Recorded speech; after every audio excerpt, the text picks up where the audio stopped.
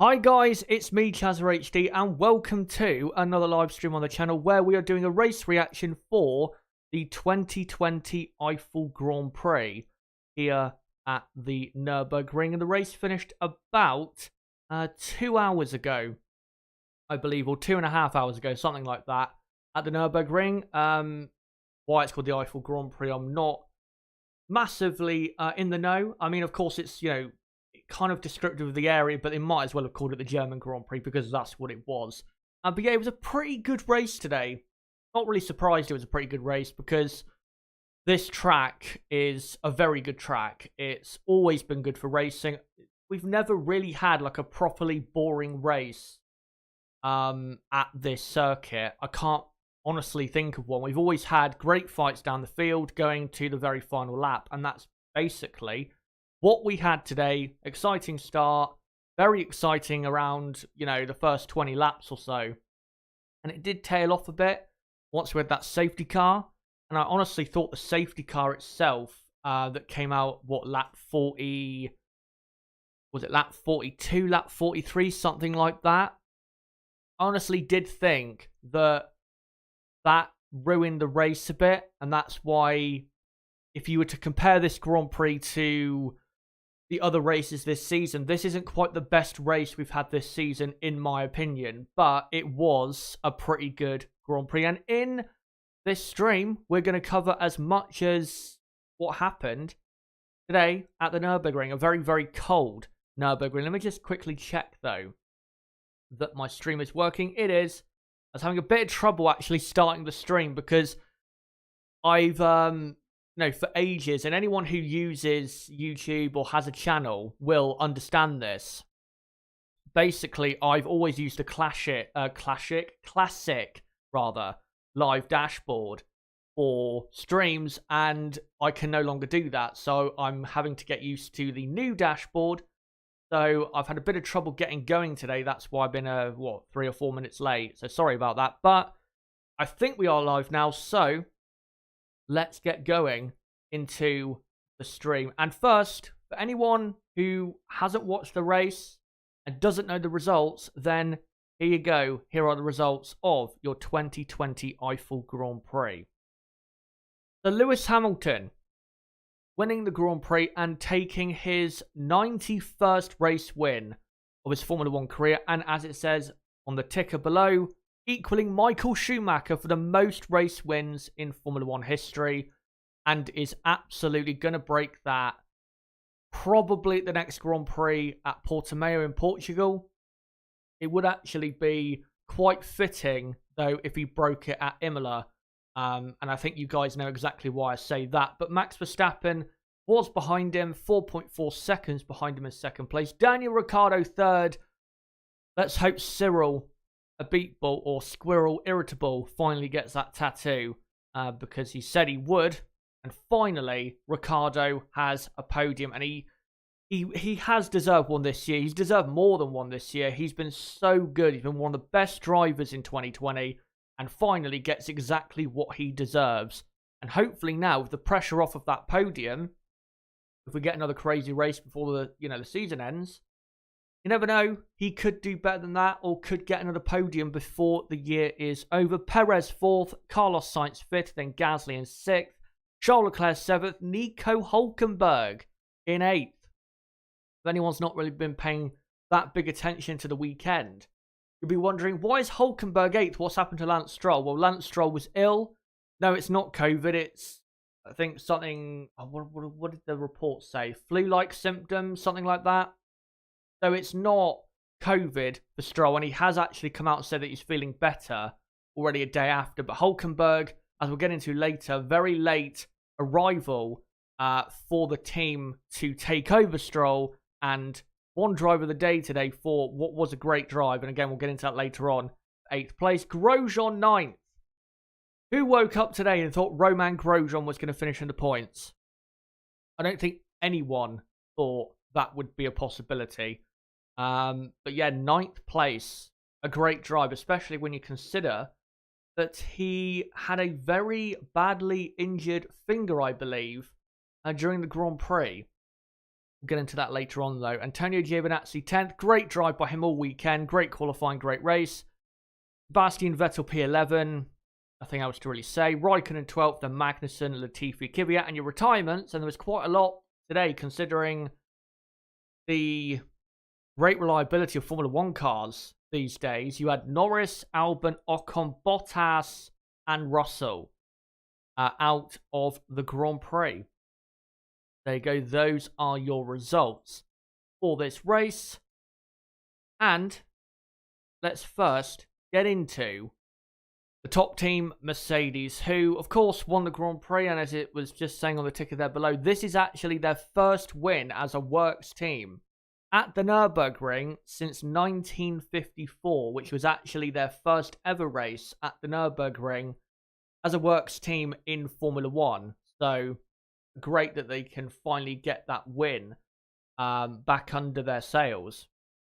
Or not back under their sails, but, you know, finally get a win at the Nurburgring, because I think the last time we raced here in 2013, they had pole position and were looking good, but it just never really came off for them. But today, it was always going to be a race win for this team, unless of a completely, you know, mental Grand Prix, which we had at times. But for Lewis Hamilton, he was just so in control of himself and the car that there was just no chance he was going to make a mistake and let Max Verstappen have even a sniff of winning the Grand Prix today. And it was absolutely, and I do agree with people, it was helped by the troubles, I guess you could say, that Valtteri Bottas came across. Even though one of those troubles was completely self-inflicted, such as the lockup he made on, what was it, lap 13, lap 14, that gifted the lead to Lewis Hamilton. Of course, Bottas got pole position by a quarter of a second, was almost overtaken by Hamilton down to turn 1, and then brilliantly held him off with a very forceful and strong move.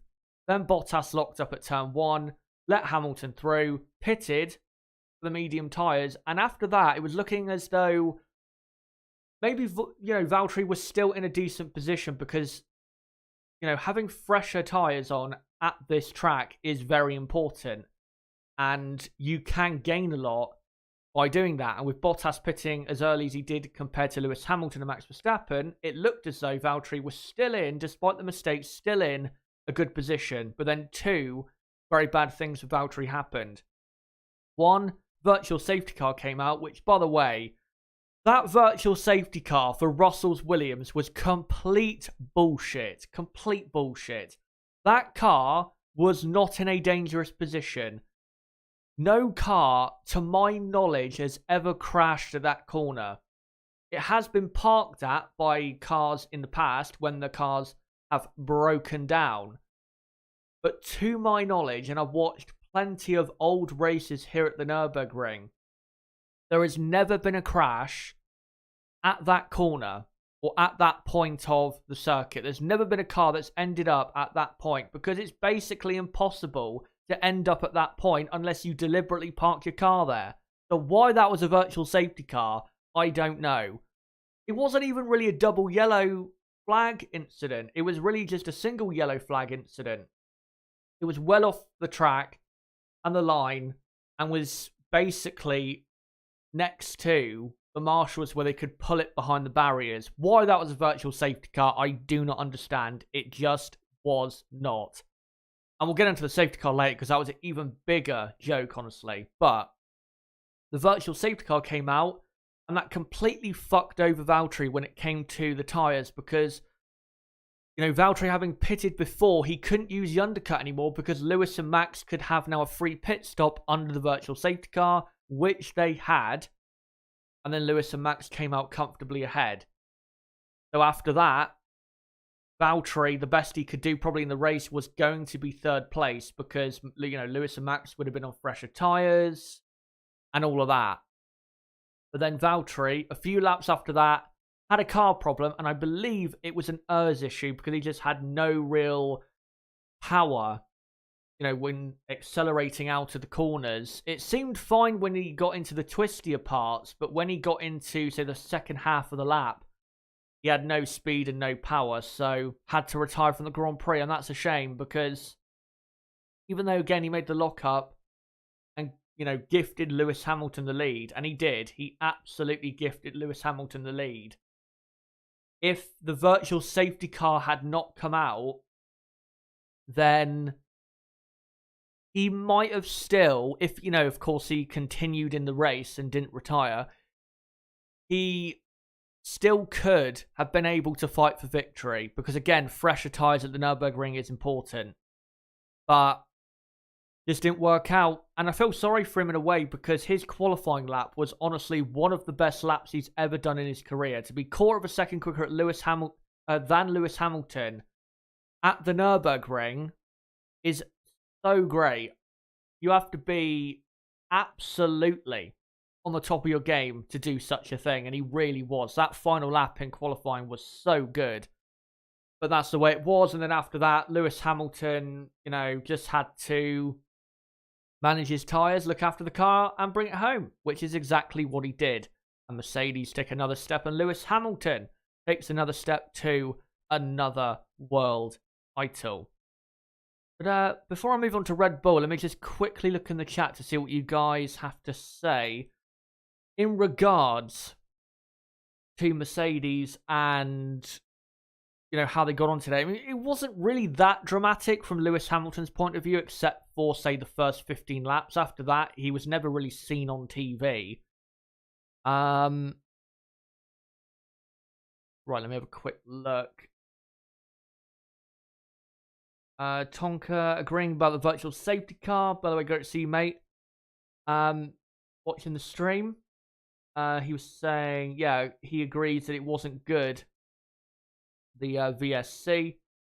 Crystal Racing, great to see you as well. Hamilton will win this year's title by Istanbul.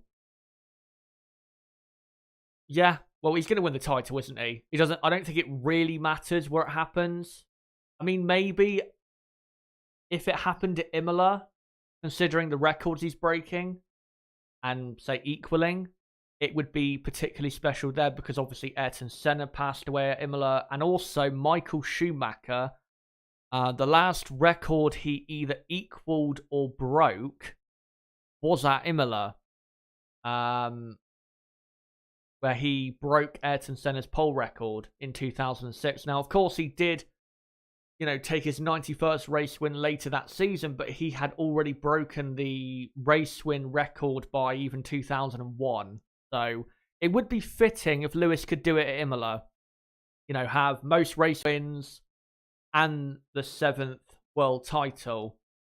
So if it doesn't happen there, I don't think it really matters where it happens. But it would be nice if it happened at Imola for the, reasons I just said. Paul Douglas says the engine problem for Bottas came after the lockup. Well, yeah, it did, obviously, but do you mean it came up as soon as, or that was because of, the problem maybe caused his lockup? I don't understand what you're kind of saying. Because, I mean, obviously, the engine problem happened after the lockup, but are you saying it happened immediately, or no? He looked fine, to be honest, once he came out of the pits on medium tyres, so I'm not sure he did have the problem then. He was very slow on his in-lap to the pits, but that's because his tyres were completely flat-spotted. And, those soft tyres were degrading very quickly today with, the little running we did have this weekend, so it wasn't really a surprise. But, there you go. Let me read out probably one final comment and then we'll get to Red Bull. Ben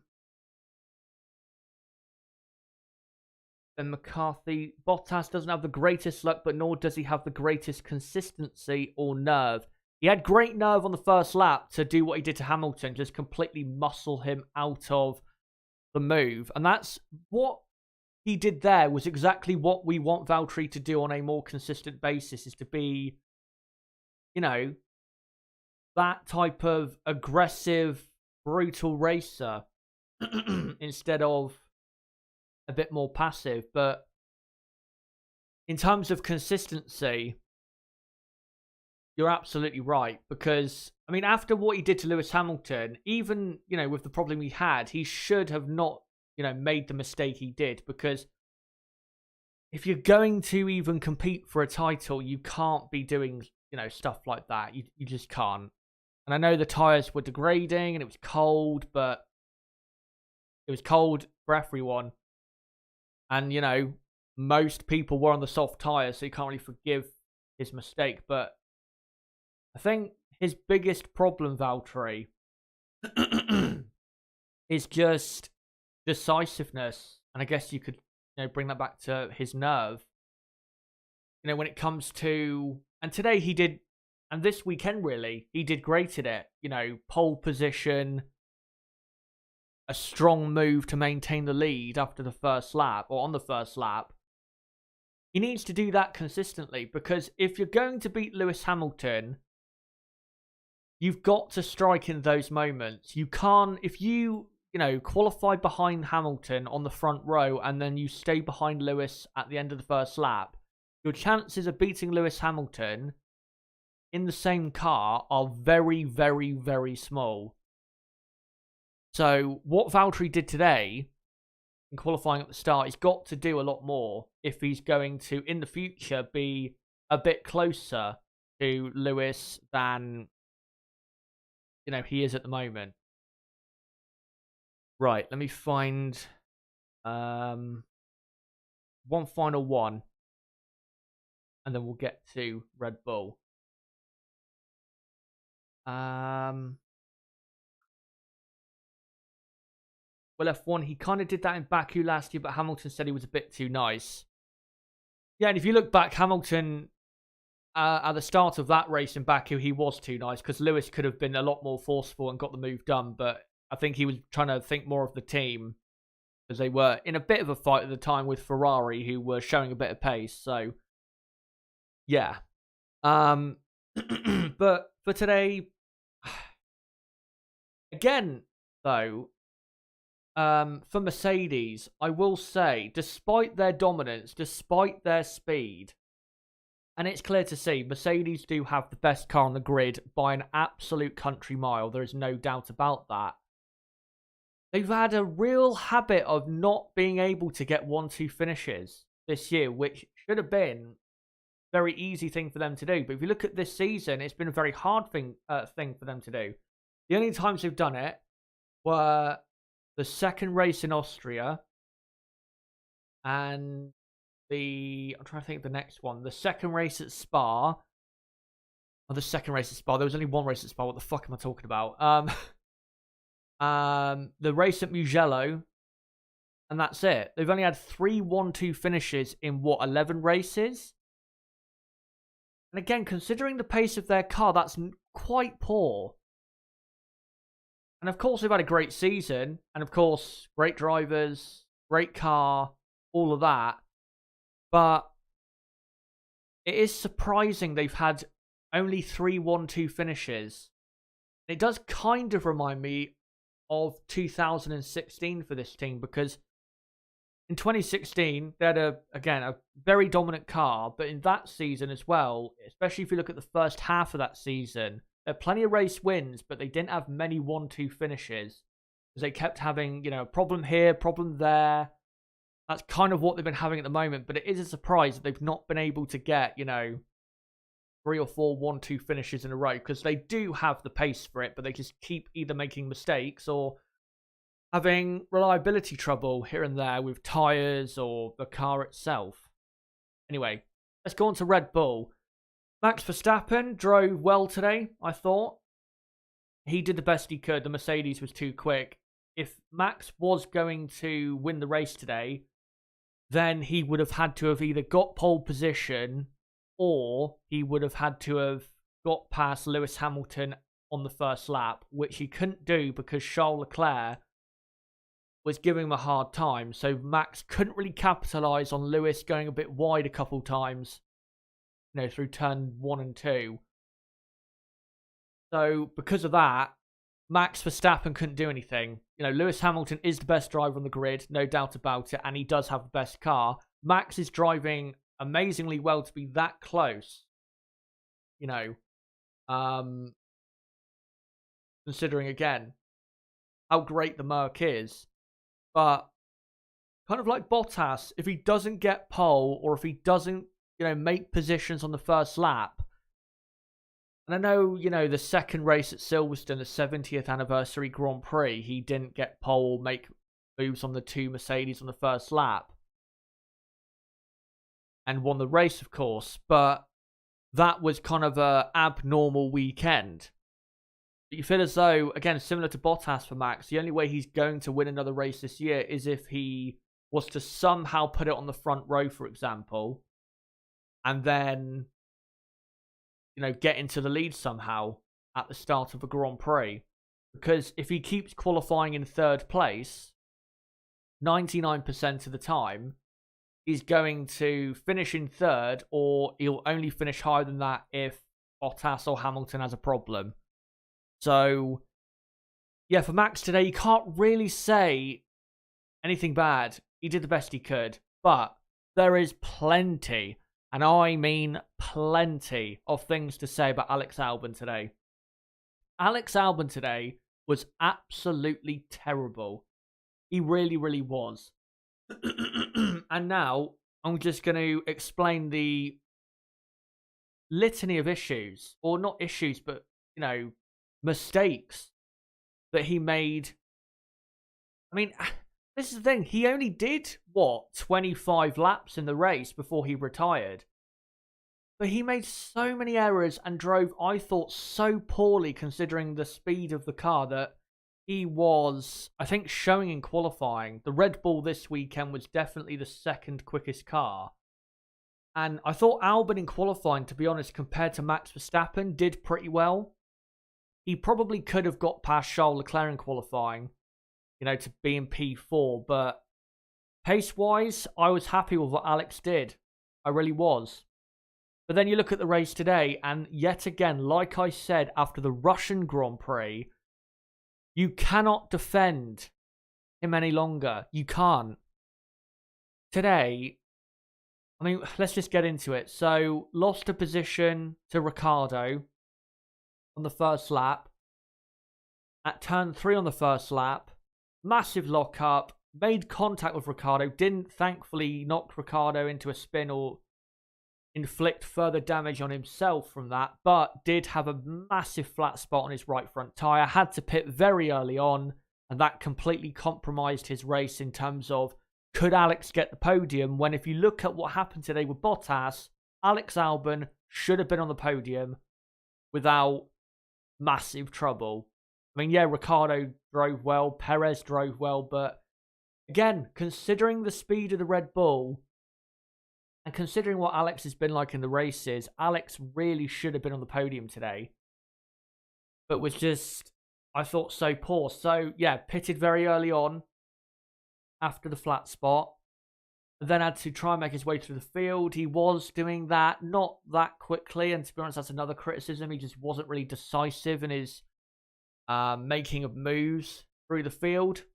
Then tried to pass Daniel Kvyat at the chicane towards the end of the lap. Daniel defended the inside, went wide, went off the track, and then Albon took the position. And then, as Albon went past, completely swiped into him, causing Daniel damage and ruining Daniel Kvyat's race. Now, to be honest, I think Daniel should have given up the position anyway, which he kind of did, because, you know, he was always going to get a much worse run out of the chicane because Daniel went over the grass at the chicane. That's how bad Daniel locked up when he went off. But, you know, when Alex passed him, to just come across, and he obviously didn't do it on purpose, it was just a very dopey mistake. But I just think it shows just how poor he was today. Just, you know, coming across like that and hitting him, it's like, you know, why? Why are you doing that? It's such a poor thing to do. And again, he didn't do it on purpose. He clearly didn't do it on purpose. It was just, he wasn't concentrating hard enough probably at that point. In his mind, he was probably thinking of the next car to overtake, which I think at that time was Pierre Gasly. And just, hit the side of him and deservedly got a penalty, a 5-second penalty. But I thought, honestly, that was so poor because it was just so unnecessary. It's not like Daniel was right up alongside him in a very tight corner. Alex had plenty of space to his right and just came across on him. And again, ruined Kvyat's race. And then tried to pass Gasly, failed in doing so, locked up his, I think, right front tyre again. Well, I'm trying to think. Was it the left front in the first stint that was badly flat-spotted? I'm not sure. I can't remember exactly, but he flat-spotted 2 tyre sets that he used. And in the, after his first pit stop in the second stint, flat-spotted his right front, trying to pass Gasly. Gasly held on well. Gasly, again, as we'll get onto later, drove really well, as he usually does. He's been one of the best drivers this season. And then comes on the radio and says, these drivers or these guys fight so hard or fight way too hard. And then Martin Brundle, I thought brilliantly on commentary, summed up what I was thinking in saying, well, welcome to Formula One. Honestly, what does he mean? These guys fight too hard. Of course they're fighting you hard. You've got midfield pace and they're also in that midfield battle. Why would they not fight you? Because they're going longer, they're going to be fighting you probably towards the end of the race. They've got to hold you up if they want to be fighting you later on. What does he expect them to do? Just let him through? So, he had that, and then he pulled into the pits and retired, apparently, with a problem. Now, I haven't seen exact confirmation of what the exact problem was, but I believe Honda, that it was a problem. But I will say there is a very, very small part of me that wouldn't be surprised if Red Bull just pulled him in and retired him because of how shit he was driving. Because he was driving very poorly today. And it is something that I think Helmut Marko, honestly, would do, is, just pull him into the pits and say, sorry, Alex, but you're driving like shit, retire the car. I wouldn't be surprised. And again, it's a very small part of me saying that. I'm not saying that's what happened. I believe it was a problem because I don't know why the team would just pull him in and retire him. Unless they're going to drop him immediately. But, yeah, awful race. Albon was terrible today. Couldn't capitalise on the great qualifying he had. And this is the problem with Albon. He's not, again, kind of like Valtteri Bottas, but to a much worse degree. Albon cannot put a weekend together to save his life.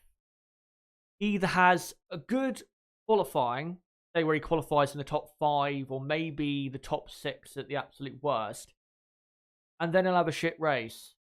Or he'll have an awful qualifying where he qualifies in 12th or 13th place and then come through and finish in 5th place or 6th place in the race. He cannot put a weekend together. When, if you're going to succeed in Formula One, even if you're not that quick, say, compared to the very top guys, you've got to be consistent for a weekend. You can't be here in qualifying, then down there in the race, or the other way round. You know what I mean? It's so poor.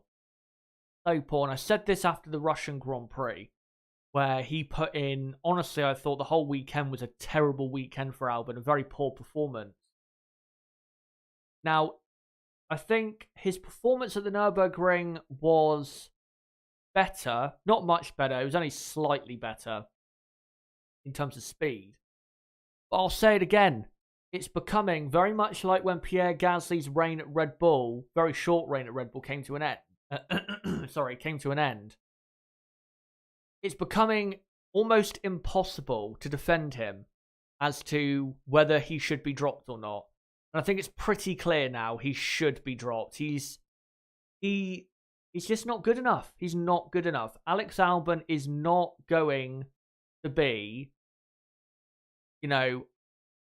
someone who's fighting Leclerc, Verstappen, Norris, Sainz, Ricciardo, even Gasly. He's not going to be that. And there's nothing wrong with that because, not everyone on the grid is the next Lewis Hamilton. But if you look at Albon, I think this season really has shown that he is just not going to be a front-running Formula 1 driver and is at best a midfield driver. And to be honest, considering the amount of talent out there, he really is at risk of losing his seat in Formula 1 in the next couple of years because, I mean, you've got a grid at the moment that is very, very talented. We've had, I think this year is probably the most talented grid we've had in a long time. Even the drivers towards the back of the field, you know, I've had podiums or have had success, you know, big success in junior formula.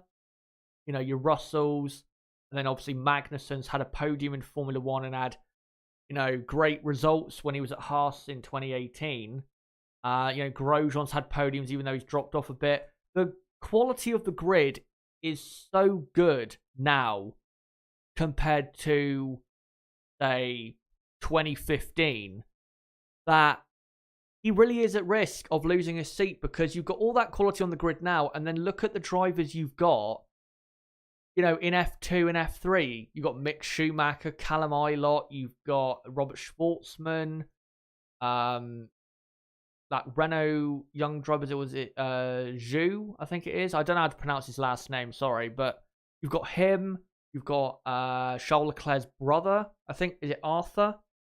You've got, you know, so many good drivers at the minute, either in F1 or in F2, that Alex, with these performances, he's very soon just going to be out of Formula 1. And, you know, he's a nice guy. He's a very good guy. And I think when he's absolutely on it, he can, you know, be deserving of being, you know, in that front pack when he's absolutely on it. And there has been times this season where he's been on it. You know, Austria, the first race, I thought he was pretty good. And he probably would have got a podium in that Grand Prix. But he, you know, rarely shows it. And these performances are happening way too often where he makes contact with others and, you know, has horrible starts or horrible qualifyings. You just can't defend it anymore. You can't. But guys, let me know in the chat and also the comment section for Alex Albon. Do you think that it is absolutely time that Red Bull, you know, start making plans for his successor? Because, and you know, you can let me know as well what you think of his current performances, especially today, but I just don't see how he recovers from this. I just don't. Let me take a quick look. Right, let me get to some of the comments here. Right, so Will F1 says Albon is in need of a reset, kind of like Vettel, but we know Vettel is having a reset in 2021, and in a team and a car he is good in. Vettel can be clear team leader. Can't see the same about Albon though. Well, you could also compare it to Gasly, couldn't you? Because obviously Gasly had a reset when he went from Red Bull back to Toro Rosso. But the thing is, if you compare Gasly's time at Toro Rosso, even say the first half of Gasly's 2018 to the first half of Albon's 2019, Gasly was a lot more impressive and consistently better, I think, than Albon was. And even look at Albon, you know, compared to Daniel Kvyat when they were at Toro Rosso's teammates. Daniel was quicker and better in, you know, in those, what was it, 12, 13 races. And Albon got the seat. And the only reason Albon got the seat was because Red Bull didn't want to put Daniel in the car for the second time, which is probably why they're not going to put Gasly back in the Red Bull. So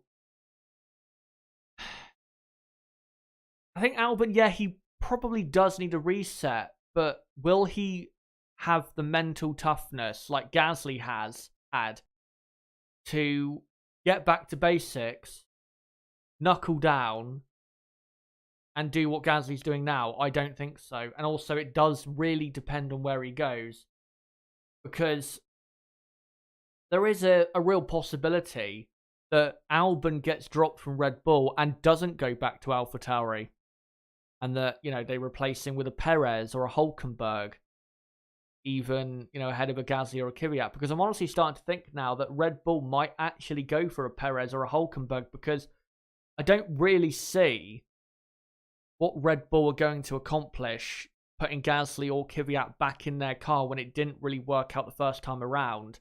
Plus, I think Gasly is probably going to be leaving the Red Bull program at the end of 2021. I honestly, at this point, I would say it's pretty likely that Pierre Gasly will be driving for what is now the Renault team, but will be Alpine F1 team 2022. I think that is an absolute basic definite in my mind, because obviously his nationality does help, but also he has been one of the best drivers this season, so I don't see why he wouldn't be, under consideration from the management at Renault for that seat. But if Albon gets dropped and doesn't go back to AlphaTauri and is, just say in the F1 driver market, would Haas take him? Would Alfa Romeo take him? Would Williams take him? I don't think that's absolutely for certain. I mean, I think Williams probably would. Even though I don't think Latifi's actually been that bad. I think Latifi actually has been pretty good considering how highly I rate his teammate, George Russell. But I think we have to say, really for Albon, very tough times ahead. But I'm afraid, even though he has been hampered by, the fact that Red Bull haven't had equal parts on both cars, he hasn't helped himself. He hasn't done the best that he could have done with what he was given. And I mean, if you look at, I think even this weekend, Red Bull, I think, have pretty much equal cars for Max and Alex. And he goes and does that. And, you wonder why there's pressure on him. There you go.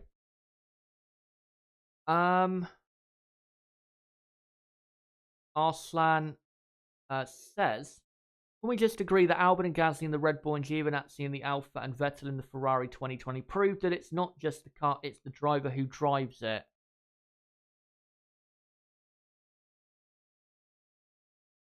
It's been said before, but it is true that for a car and driver combination to work, it needs, both the driver to be in form and the car to be, I guess, in form. And if one of those parts isn't quite clicking, if the driver's not in form but the car's working, then of course the car will not be as quick as it should be, say in a qualifying or a race. So, yeah. I think that does. I agree. I think. Let me just read your comment again, so I make sure I'm not misrepresenting what you're saying. Prove that it's not just the car; it's the driver who drives it. But yeah, I agree. If you, again, look at Lewis Hamilton and Mercedes and Max Verstappen and Red Bull. Max Verstappen and the Red Bull as a combination is, very, very good. And Lewis Hamilton and Mercedes, that Mercedes car as a combination, is basically impossible to beat. Again, for a car and driver combination to work, both things need to be firing on all cylinders, no pun intended. Albon hasn't, I don't think this season, been at his best. But also the Red Bull car hasn't been good enough. The Red Bull car this year definitely should have been better. I don't think anyone can doubt that. The Red Bull car at the start of the season was quite poor. But, even though the Red Bull hasn't been as good as it should have been, it's not been horrifically bad like Ferrari, for example. So, yeah. Right, let's read a couple more comments. And then we'll get to our favourite team. And, well, I think you all know who our favourite team is. The Circus, of course. Ben McCarthy saying that contact with Kvyat and attempted overtake on Gasly just looked like signs of a frustrated driver today. I think he expected to build upon his podium in Mugello, and it's not the case right now. Well, it's especially not the case when, and this is when I say, the team or the car hasn't exactly helped him as much as it could do this year, because the Red Bull car is a lot closer to the midfield than it actually is the front of the field. So even if Alex, with his podium in Mugello, at every single Grand Prix, because he is definitely slower than Max Verstappen, and Max is making that car look a lot better than it actually is. I don't think anyone can honestly deny that. Every single race is a really tough race because look at the quality of drivers he's going up against. You got Ricciardo, race winner, not just a one-time race winner. He's won what, 4 or 5 races? Norris, very good driver. Carlos Sainz, very good driver. Perez, very good driver. Leclerc, when the Ferrari's working a bit more and when Leclerc is doing the best he can, which he was this weekend. He's got him and then possibly Vettel when Ferrari are not trying to fuck him over. It's a very close pack that you've got to be on your game, like, Daniel Ricciardo has been this season. You've got to be on your game basically every weekend if you are going to have a good season this season, if you are fighting in that midfield. But Albon, again, because the Red Bull car's not quite quick enough to be fully removed from that pack, because he's not in form, he's not being given time to build momentum because he's constantly in a massive fight for, 3rd, 4th, 5th, 6th every single weekend with very, very good drivers. So, yeah. Right, let me find one final comment and then we'll get to the next team. Of course, as Seirugara saying in the chat there, if you don't know, Red Bull and Honda are no more from 2022 on.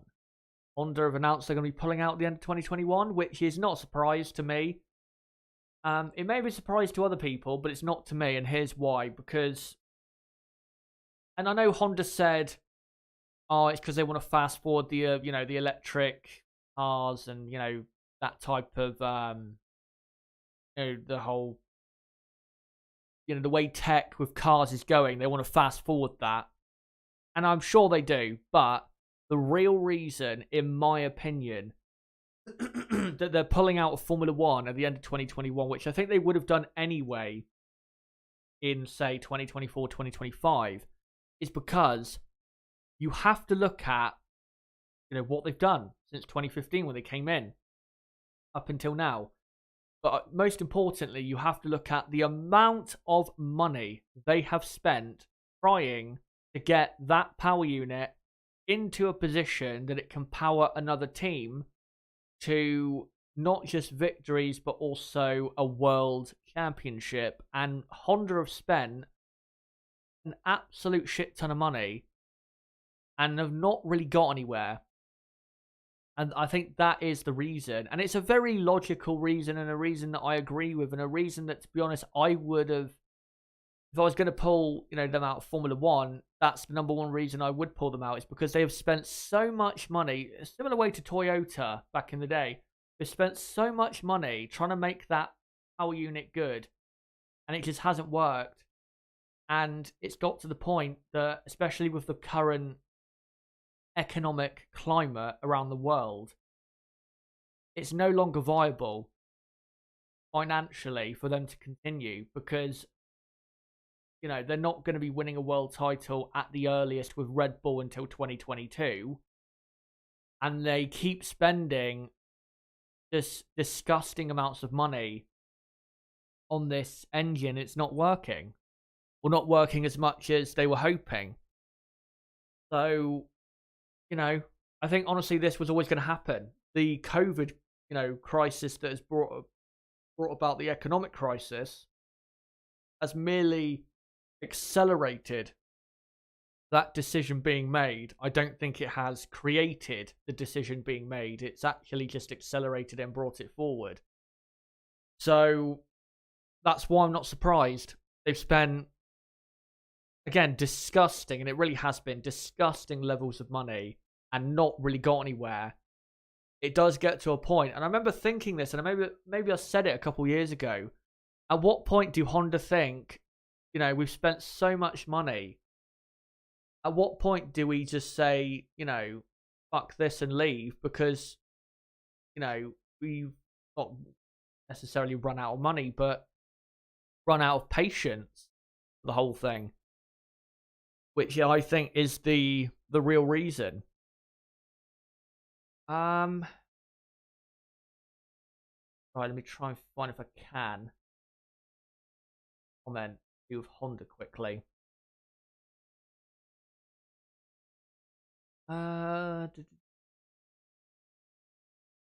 Crystal Racing saying apparently rumours Red Bull have bought Honda's IP. And that's another thing, of course, is what are Red Bull going to do? Mercedes have come out and said that they're not going to supply them. Obviously, why would they? Ferrari have not said anything yet. I don't know why Ferrari would supply them though, and I don't see why Red Bull would go with them, especially considering the current performance of the Ferrari. And Cyril Abiteboul, of course, boss of the Renault F1 team and the Renault F1 project, has come out and said that he expects Red Bull to try every possibility before asking Renault to supply them, because of a new rule, I think, in the new Concord agreement, if Red Bull request that Renault supply them, then Renault cannot deny them that request. They have to supply them. But if Red Bull decide to go their own way, you know, building their own power units, or possibly leaving the sport, or one option I've thought of is possibly they'll keep the Honda power unit of 2021 and just keep developing it until the next set of power unit regulations, which we're expecting to be in 2025 or 2026, something like that. So, yeah, I don't know for sure what they're going to do. I think there's two options that I see happening. It's either going to be they're going to go with Renault, which will be soul destroying for Red Bull, or they're going to build their own power units or develop the Honda one, and I don't know, they'll just rename it after one of their sponsors, something like that. But I will say for Max Verstappen, who's on screen at the moment, you know, with that news coming out, I think Max Verstappen has got to, unless Red Bull in 2022 turn up with the best car or a car that is capable of putting Max Verstappen in a world championship winning position, I think Max Verstappen now has to look at leaving Red Bull, because Red Bull, unless, again, they make the car great for the new set of rules coming in 2022, Red Bull, realistically, considering how great Mercedes are and how other teams such as McLaren, Renault, and Racing Point, soon to become Aston Martin, are moving along and improving, Red Bull, realistically, with Honda going, are not going to win a championship, probably for, you know, again, unless Red Bull make a great car in a couple years, for another 3, 4, 5 years. So Max has got to look at where he goes next, because I don't think Red Bull anymore is, you know, a good enough option for him. He could look at going to Mercedes when Lewis Hamilton retires, but I don't think that's going to happen until at least 2023. He could look at going to McLaren if McLaren do get back into a position to win races. And I don't think that'd be that bad of an option. I don't see him going to Renault or Alpine F1. Maybe Aston Martin, because they have sponsored Red Bull in the past, and I think Max does like Aston Martin cars. Maybe that could be something. But I don't think, realistically, for Max Verstappen going forward, that Red Bull is, or should be, his future. A couple years ago, Red Bull and Honda, yeah, I think it was the right decision for him to continue with Red Bull. But now Honda have made the decision. I think Max now needs to make his, which I think needs to be moving on pretty soon. But anyway, I've talked enough about Red Bull. Let's get into the clown show, which is Scuderia Ferrari. And today did not disappoint, did it? And really this weekend did not disappoint. So, in qualifying, Charles Leclerc, P4, great drive. He was so good all through qualifying and practice 3 as well to drag that car into positions it quite frankly had no right to be in. And then Sebastian Vettel, of course, P11, he was never going to do any better than that. He was 4 tenths away from getting into Q3. He done the best I think he could do with what he has, quite simply.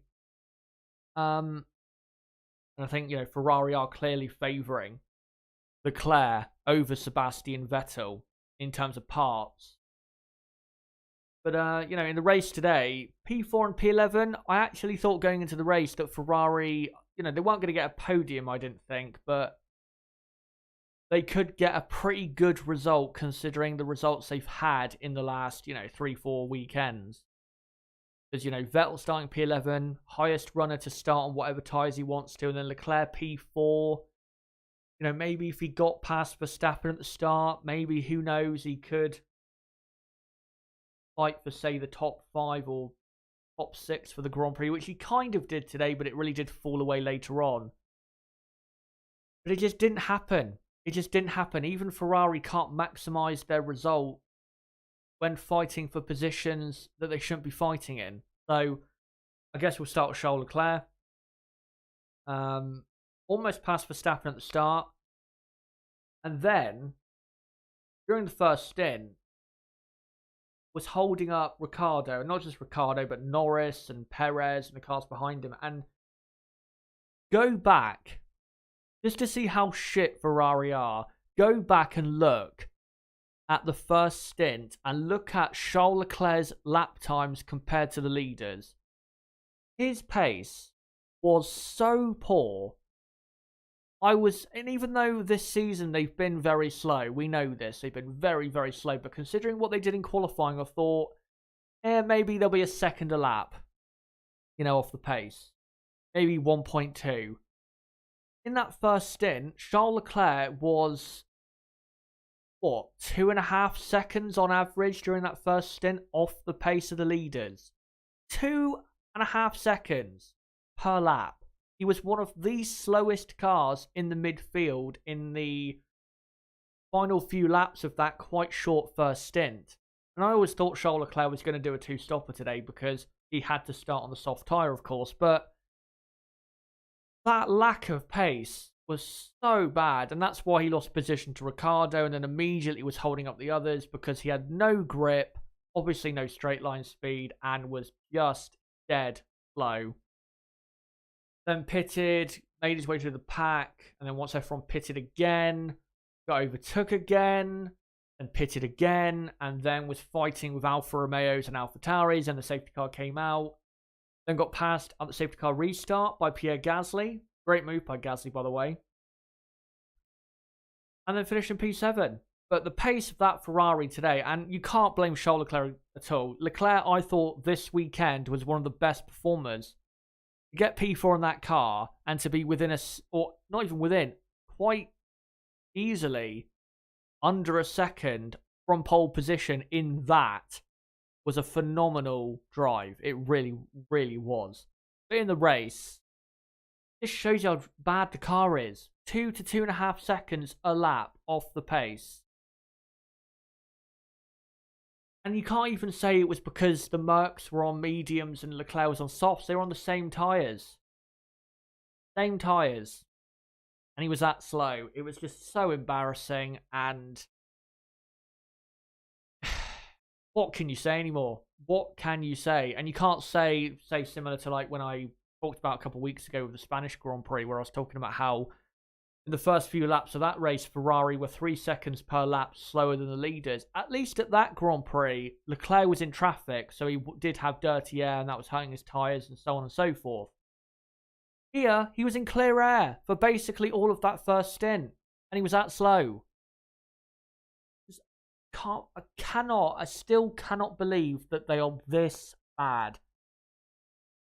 And of course, we don't have data from the previous year to work out the drop off in pace because we didn't race here last year, which we should race here every year, to be honest. But if we had raced here last year, they probably would have been at worst 3/4 of a second a lap off the pace, at the absolute worst, and we would have criticised them for it, and they would have deserved it. But at worst, they would have been 6 to 8 tenths somewhere in that gap, a lap off the pace at worst. This year, in the race, 2 to 2.5 seconds. How can you build a car that bad? And I've said this before privately, but I actually think it would be harder to build a car to be deliberately this shit rather than what this Ferrari car is. It's that bad. But, you know, Leclerc P7, honestly, great drive because his car was not good enough for a top 10 finish at all. Especially when you consider a Red Bull, a Mercedes, and a Renault, and a McLaren retired from the race. So Leclerc, you could even say, lucked into that if, you know, F1 finished. And then Sebastian Vettel. Feel sorry for Vettel again. I mean, I know he spun for the millionth time, and it was kind of his fault, even though I think it was also to do with the Ferrari, or his Ferrari, lacking a lot of rear grip. But, yeah, just, there's nothing he could do, really. And again, the spin was kind of his fault, but again, as I just said, lack of rear grip didn't help. But, you know, started the race on medium tyres, dropped a position behind Antonio Giovinazzi, had a great start, was looking to get past him, and to be honest, on that compound, considering what Gasly did in the race, and Gasly, of course, was behind Vettel right before the spin, I think Sebastian was looking pretty good for, say, 6th or 7th or 8th place, something like that. He was in for kind of like a Spanish Grand Prix type result that he got, of course, at that race. And then had the spin. And then after that, he had basically no chance of finishing the points because that Ferrari car is barely quick enough to overtake anything in a straight line. And, you know, grip-wise, it's awful. I mean, for most of the race, he was in an Alfa Romeo sandwich, and I cannot remember how many times. It was a lot of times, but I can't remember exactly how many times Kimi Räikkönen had a good run on Vettel down to turn 1. It was a lot. It really was a lot. But I honestly feel sorry for him because I know he desperately wants out of this team. He cannot wait to get in that Aston Martin. He cannot wait because he knows next year he'll be the leader of the team. He'll be in a much better car, basically a 2020 Mercedes car, let's be honest. And he'll be able to fight for, say, 3rd, 4th, 5th, 6th, 7th, especially if Aston Martin get a bit closer to Red Bull for 2021, even if it's by a 10th or 2. But now he's just having to drive this just pig of a car. But that's the way it is. And that's what happened today for Ferrari. And as you would have seen on the ticker, if you keep reading it, it'll say it in a minute. Today was actually Ferrari's worst result at the Nurburgring since 1999. And that result was kind of similar to today. Eddie Irvine was the highest placed Ferrari in 7th place, which back then was not even good enough for a point. But at least back then, much better run team, better car. And the only reason they didn't score a point was because of mental weather and a mental race. I mean, today was just, you know, simple conditions in terms of the weather. It wasn't, you know, raining and then dry, then raining and then dry all the time. It wasn't massively windy. It was cold, but the conditions stayed about the same for the whole race, and that's the best they could do. I think that just shows you the mammoth of the task of, you know, getting this team back to the front. It's basically impossible, especially for a boffin like Binotto. But anyway, let's look what you guys have to say quickly about the Italian clown show. Before we get into who's the next team, McLaren next team. I'm going to try if I can and get through the midfield a bit quicker than I have these, say, bigger teams. Well, everyone say what you want, but a car should not spin like that. I think you can explain it, though, in terms of, was it a mistake by Vettel by the fact that he did change direction very quickly. He really did. Now, I will provide a counterpoint to my own point of saying, well, these 2020 cars, in terms of downforce, are the grippiest cars we've ever had. You would expect these cars to just about get away with doing that and not spinning. But I think, and we've seen it this year, Sebastian Vettel's car has no rear end ability, but Charles Leclerc's does. And I think the reason that is because Charles Leclerc, his car is being given a lot more attention and also support. And I know people will say, oh, well, Vettel had the same parts for qualifying in the race that Leclerc did. But I will add that Leclerc, in practice 3, got to test the new parts. Sebastian didn't. So, you know, Sebastian's first run with the new parts was in qualifying. So that's not exactly fair treatment. And you can expect it at this point because, you know, they're getting rid of Sebastian and they don't want him to know about certain technical details, even though I don't know why anyone will want to know anything about the Ferrari car technically. There's hardly anything on the car you'd want to copy. But, you know, he's not been given a fair shot this season. And again, I know he's not going to be at this team next season. But it's not even been, you know, recently. It's been for the entire season that his car has looked like, you know, a completely different car to what Charles Leclerc has had. And I think that's rather unforgivable, to be honest. But let me find a couple more comments if I can.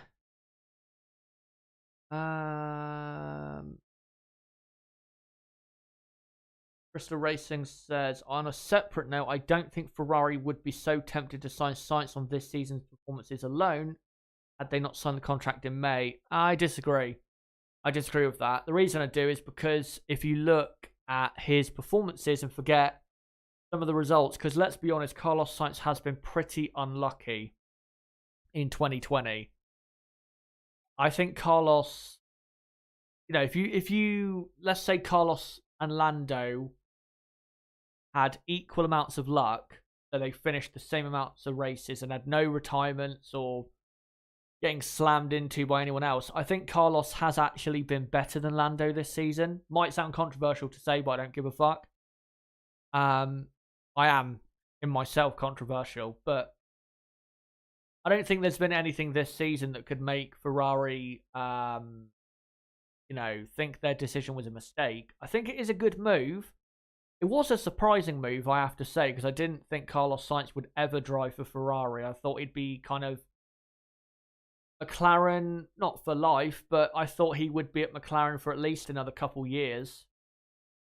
And I think if Ferrari don't get it right in 2022, he will be regretting this decision big time. But for anyone out there who is a Carlos Sainz fan, and I know there's plenty of them, if you are worried about Carlos Sainz, then I don't think you have to in terms of the decision of him leaving McLaren to go to Ferrari. Because even though Ferrari, you know, plenty of years, they'll still not be winning the championship or competing, 80% of the time, especially in the last 30 years, Ferrari are still in a position at least to compete for race wins at certain tracks. I know this year they haven't been able to, and next year they won't be able to, but you know, 80% of the time in Ferrari's history, to be honest, Ferrari are able to compete for podiums and race wins.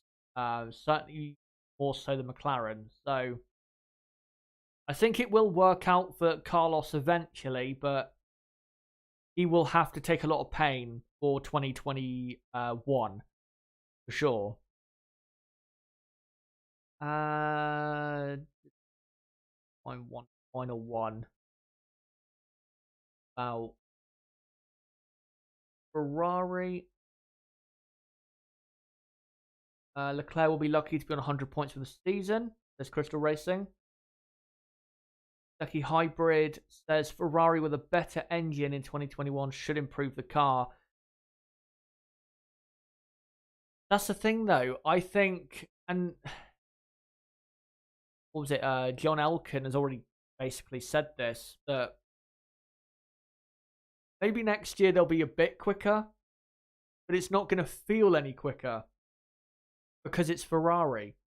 If Ferrari are in the midfield, they're always going to feel painfully slow, even if they're quicker from one year to the next, but still in that midfield pack, which they're going to be. Ferrari are not going to be finishing on the podium regularly in 2021, and I don't think they're going to find, that much power in 2021. I hope they do, because we need Ferrari to be at the front of the grid. We need, quality drivers like Leclerc and Carlos Sainz to be fighting at least in the top 5. To be honest, we need them to be fighting in the podium positions on a regular basis. But,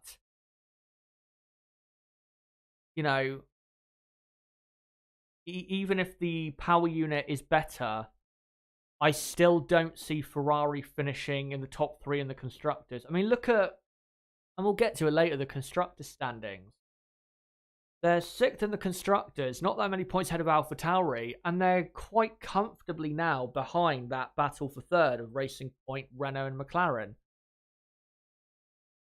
And if you look at, where McLaren and Renault, when they become Alpine, F1, and Aston Martin are going, even though, of course, Racing Point now, but Aston Martin in 2021, even if Ferrari do improve, will it be enough to beat them? I don't think it will be, because I think Aston Martin, when they are Aston Martin next year, will be not massively better, but they'll improve.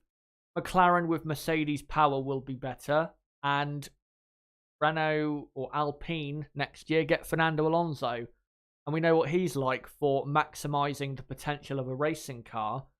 So even if it's a bit better, they're still going to be in that midfield pack.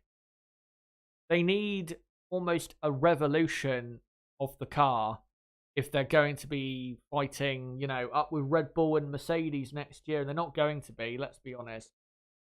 And the focus, I'm hoping, at Ferrari is all on 2022. Because, again, there's nothing they can do for 2021. They're not going to be really in a position that's going to make their fans feel any better. They're still going to be a midfield team. So the best they can do is, be a bit closer, I guess. But at the moment, they're desperately slow. I will say, though, and I've said this before about Binotto, and I still believe Binotto should be sacked as team boss, because I think he has been completely incompetent as team boss.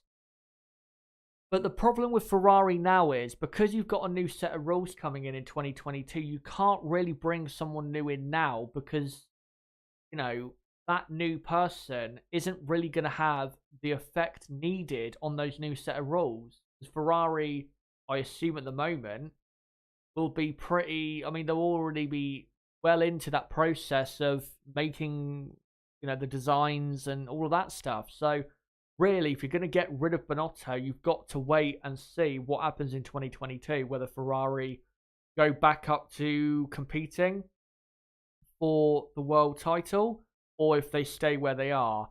I have a feeling that Ferrari in 2022 are not really going to improve at all. That's my feeling, because I don't see, them completely elevating over teams like McLaren, Renault, Aston Martin, when those 3 teams, for example, are, really improving all the time. And then you've got Mercedes. They're not going to really drop off.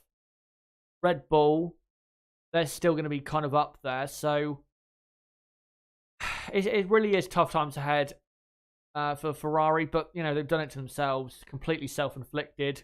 I really do feel sorry for their fans, because it's basically Groundhog Day, this. It's been going on ever since, really, Jean Todt left the team at the end of 2007 or the start of 2008. It's been like this, for 12 years, and I don't see it getting any better anytime soon. And I'll say it again, until they sack, and I mean sack, because there's no point keeping him as technical director, because if you were to demote him down to that position, it would completely undermine the new boss's regime at the team. So he has to be let go of. He has to. But until they get rid of him, Ferrari are not winning a world championship. That's not an opinion, that's a guarantee. Anyway, on to McLaren, who today had, pace-wise, a good car, and it was looking pretty good halfway into the race. We had Norris and Sainz in 3rd and 5th. They hadn't pitted yet. Ricciardo had. They were going to have fresher tyres. But then it kind of just fell apart. Lando Norris having a problem with his power unit. He did actually bring in some new power unit parts overnight. But good for him. Did not incur a penalty. That really helped him in terms of his straight line speed, you know, when his power unit was healthy earlier in the race. But he had some kind of sensor issue with the car, with the Renault power unit. And then slowly but surely as the race went on, he got slower and slower and eventually pulled off and retired from the Grand Prix. Such a shame, because I think Lando, I don't know if he would have got a podium, but he would have been at least in P4 because he was clearly ahead of Sergio Perez, who drove well, Perez, but Lando was driving just that bit better today. And I thought was driving really well, especially during that first stint on old soft tyres to be doing the type of lap times he was doing.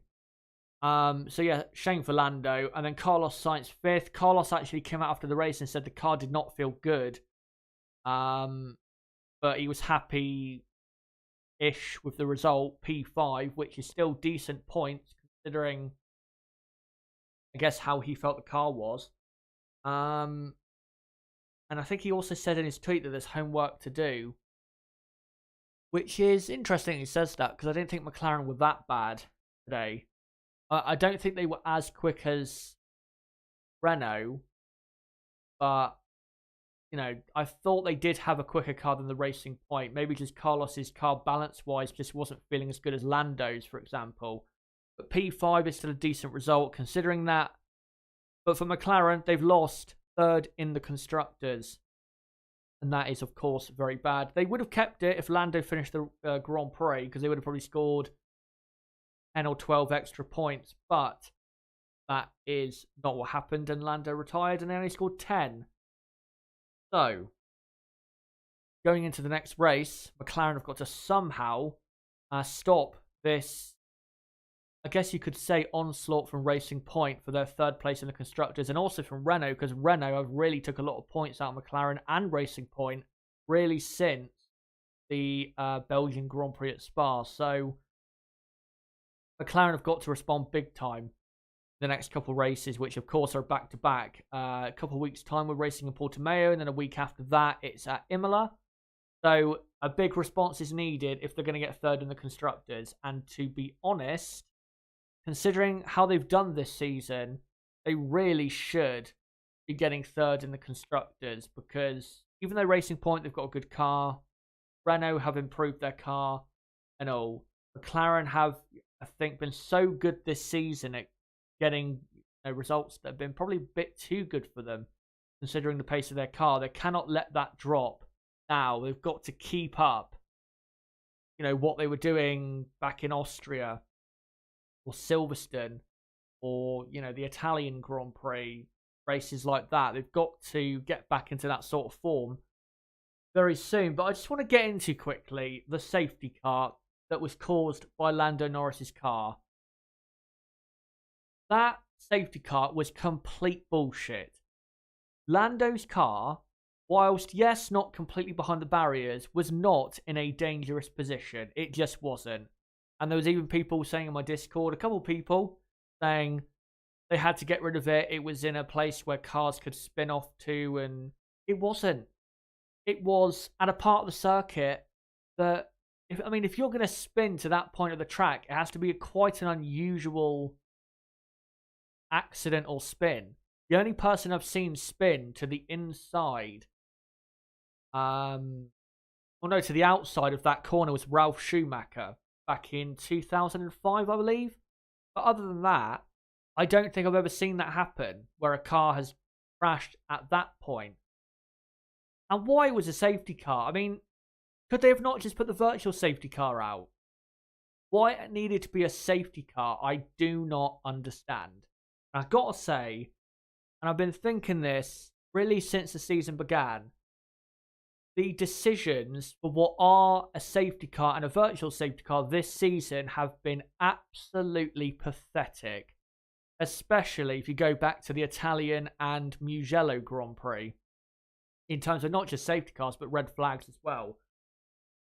The decision making with all of that has been terrible, and they need to stop feeling the need to neutralise the race for every little, parked car on the side of the track.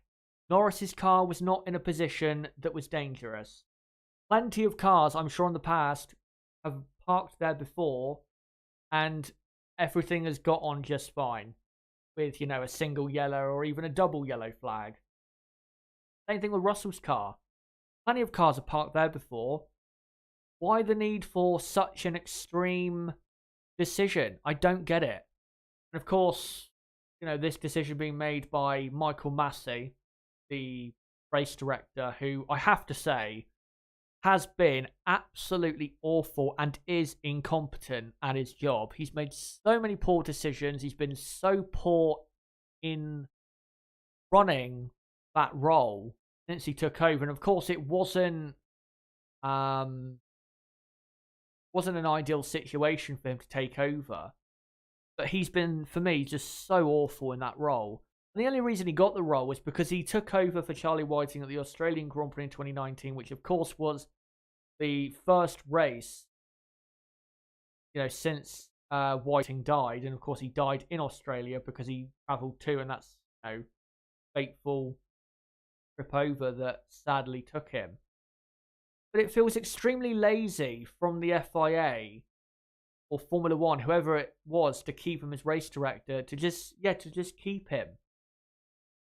The only reason, again, they kept him as had him as race director for that, Grand Prix was because he, I think, worked on the board for the Australian Grand Prix, or was, somehow involved in the event of the Australian Grand Prix or something like that. I can't remember exactly what he was involved in, the exact role, but very lazy of them to just keep him in that role, because I think it's been proven in the 2 years he's been race director that he is not good enough in that role. And what they need to do is get someone in there who I think just is a lot more experienced. I think that is the problem. He's very inexperienced, is Michael Massey, and very young compared to other people who I think, in that hierarchy would work in that role.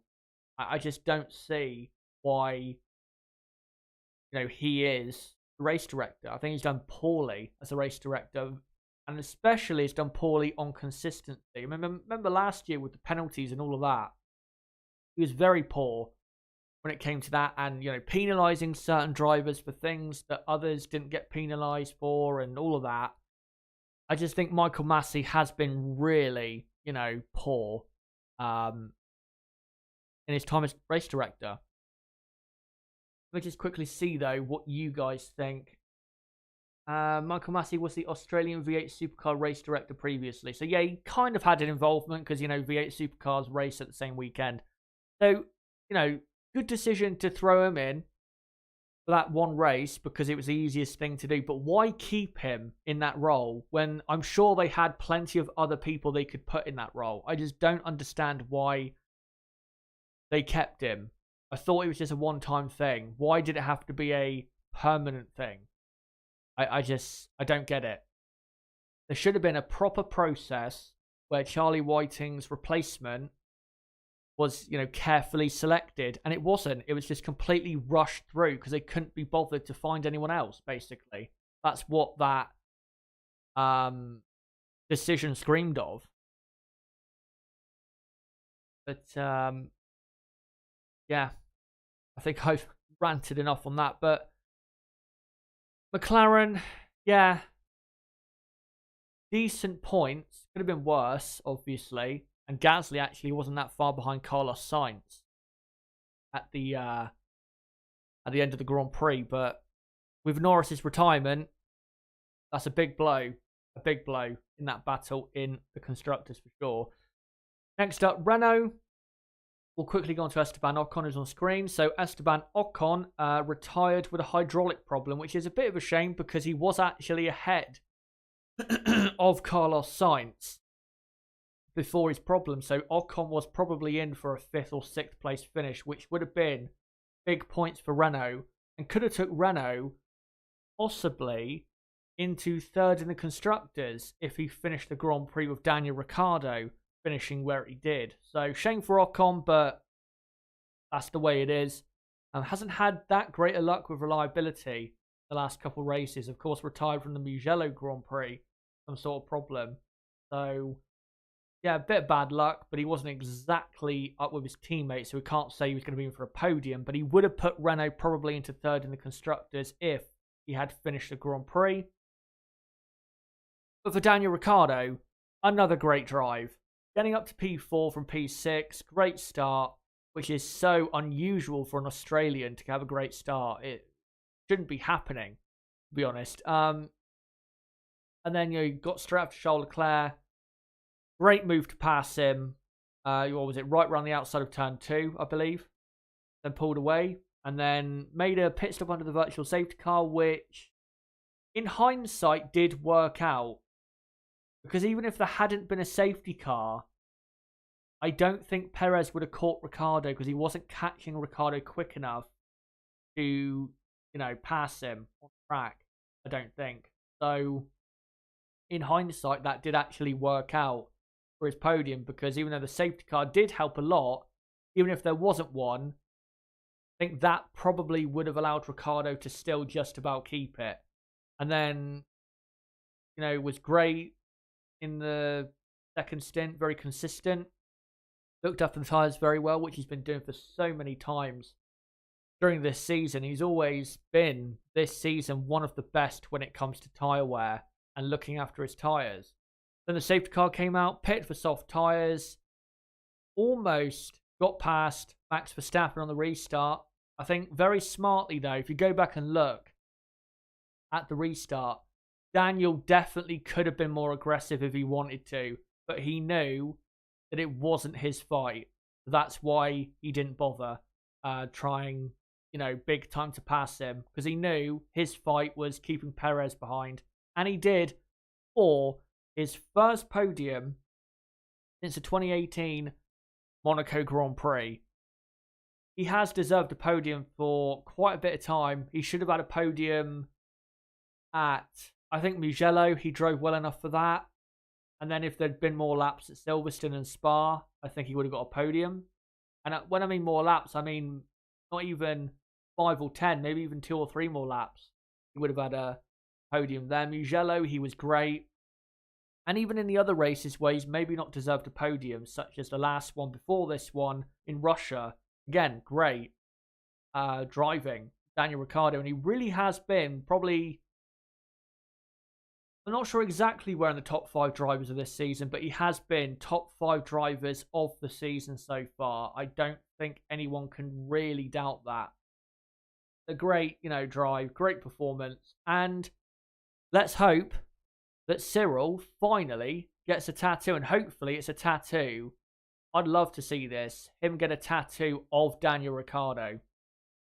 That'd be great. Especially with Daniel leaving to go to the Mercedes-powered McLaren team for 2021. That'd be great if we could do that. But again, like I said earlier, Renault continue to claw back in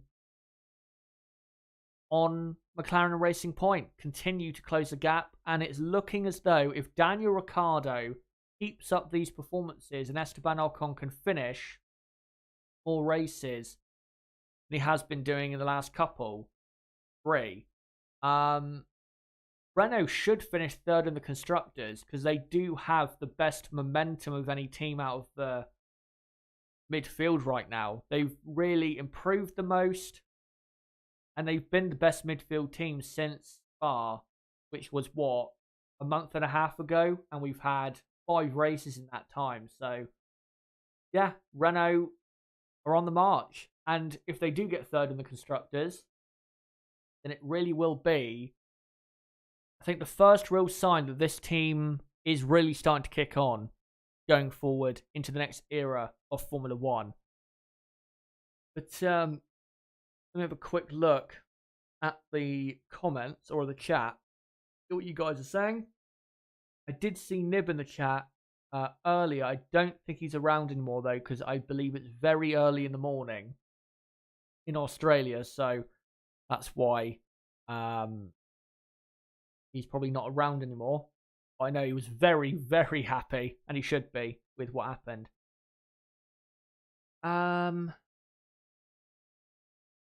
JB, I can imagine a certain Aussie who was so happy about Ricciardo's podium. Yep, you definitely can. And he also said, JB in the chat, Ricciardo has carried that team. He has. Without Daniel Ricciardo, Renault would not be in a fight for third in the Constructors. If they had Hulkenberg and Ocon instead of Ricciardo and Ocon, Renault would probably be fifth in the Constructors, but would be in a tight scrap between them, Ferrari, and AlphaTauri for fifth, rather than being in a tight scrap for third with McLaren and Racing Point. So this shows you that, that addition of proper talent, what it gives you. And that's why I think they are kind of looking ominous, especially for next year, this team. For next year, because, of course, replacing Daniel Ricciardo is someone who, if he continues driving how he was when he left Formula One, is better than Daniel Ricciardo, and that is Fernando Alonso. Now, whether Alonso at this team will work, who knows? It probably won't, because when does it ever work for Fernando? But yeah, without Ricciardo, this team is not in this position at all, because Ocon, even though Ocon has had a couple good results, he isn't cutting it, and he definitely, and I said this in my last stream that I did a couple weeks ago, Esteban Ocon has proved this season that he is, sadly, just a midfield driver, which again, there's nothing wrong with, but he's not able to be, Daniel Ricciardo, Charles Leclerc, that level of driver.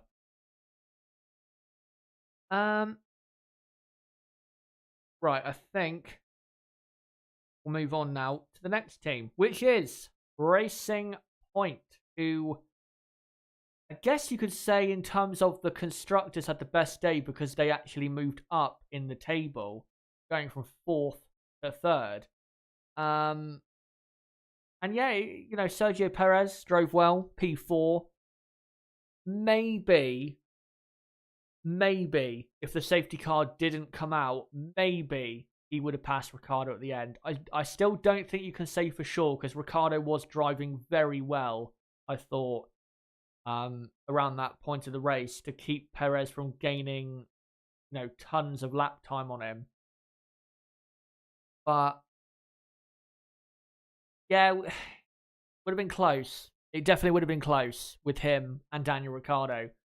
But if you consider where Sergio started from, P9, got to say good drive. And I really hope that Sergio does not leave the grid for 2021, because Sergio Perez is absolutely good enough to be on the grid. And I'm hoping that he'll either go to Haas, which I think is the most realistic option, because I'm still not sure Red Bull are going to, go for a surprise and put someone outside of their academy in their car. But I also would absolutely love if Perez was able to get in the Red Bull, because I think he would really deserve to be in such a good team, because he's been so good as a Formula One driver, really his entire career except 1 year. Yeah, Perez, I really hope he stays on the grid. He's easily good enough to be on the grid. He's better than at least 5 drivers on the grid, if not more. And you can arguably say that he's one of the top 10 drivers on the grid. Depends on what you think of the others, though. But, yeah, good drive today. But an even better drive, Nico Hulkenberg, on the screen right now. So let me explain his story. So he was due to do TV work this weekend. He was about an hour before practice 3. He was in Cologne, having coffee with a friend, getting ready to travel to the track, possibly later on. You know, whilst taking an easy ride to the circuit, would you say, in a car that he bought from Keke Rosberg. And then, suddenly, an hour before practice 3, Otmar Safnauer rings him up and says, Lance is out, of the weekend, he's ill. We need you in the car. Get here as soon as possible. So Nico gets there as soon as possible, and he really did. Has a seat fit in practice 3 and during that session, and in between practice 3 and qualifying. And then his first lap of the weekend in that Racing Point was in qualifying. And even though he qualified last, to be only half a second off getting into the next part of qualifying, I thought was a great drive, considering his first laps of the weekend were in qualifying compared to the hour that everyone else had in practice. I just thought it was great. And if you actually look at Nico's final lap, if he didn't make, I think it was 3 mistakes he made on his final lap, 2 lockups and 1 oversteer moment. If he didn't make those mistakes, he probably would have on pace got through to Q2 by a tenth of a second. So I thought he did very well in qualifying, pace-wise, considering how soon he got into the car. And then in the race, I always thought he would progress quite a bit because the car is good. It's one of the best midfield cars. And also he is, I think, smart enough to know that a race at the Nurburgring, that is, very cold track temperature, not much practice, kind of an unknown race. Nico is definitely smart enough to, manage the car and the race and just slowly but surely get his way up the field. And I always felt that Nico was, as the race went on, was going to get better and better, which is exactly what he did. I don't think Nico was ever going to, be massively aggressive in the first few laps. Because every lap was a learning experience, basically, for him in the Grand Prix. And as the race went on, he got quicker, he got more consistent. By the time the safety car came out, he'd basically learned the car enough to be able to fight with, proper midfield cars. And if, he had practice 3 and had done practice 3, he probably would have finished in 5th or 6th place today. But it was 8th. But still, considering that he only had, 6 or 7 laps before the race started. 8th place finish. Again, I know the car's good, but still, considering the amount of laps the small amount of laps, rather, he had before the race, to do what he did was so great. And he absolutely, without a shadow of a doubt, deserves to win Driver of the Day. Because he was, from what he did. And he really is the reason Racing Point not scored, but got ahead of McLaren in the Constructors, because without his 4 points, I believe it would be level with McLaren for that position. So great drive by Nico, and yet again helping out the team when they needed desperately a driver. And thankfully for them, Nico is doing TV work this year, so he can actually be within the vicinity of the racetrack every time they possibly need a driver. So, great for Racing Point. Great for him, and a fantastic drive. Then we'll move on. AlphaTauri. AlphaTauri, pace-wise, I thought were pretty good today. They were definitely good enough for points. Pierre Gasly again. Great drive. I've said this so many times a couple weeks ago, but he has had an amazing season. And it doesn't seem as though he's just going to stop in terms of just how great he's been. He's so, such a different driver to what he was at Red Bull. He's now, a lot quicker over a single lap and in the race, a lot more consistent, a good overtaker, good at looking after tyres. or a lot better rather than looking after tyres.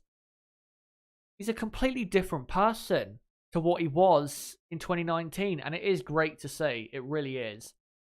But today, again, just great.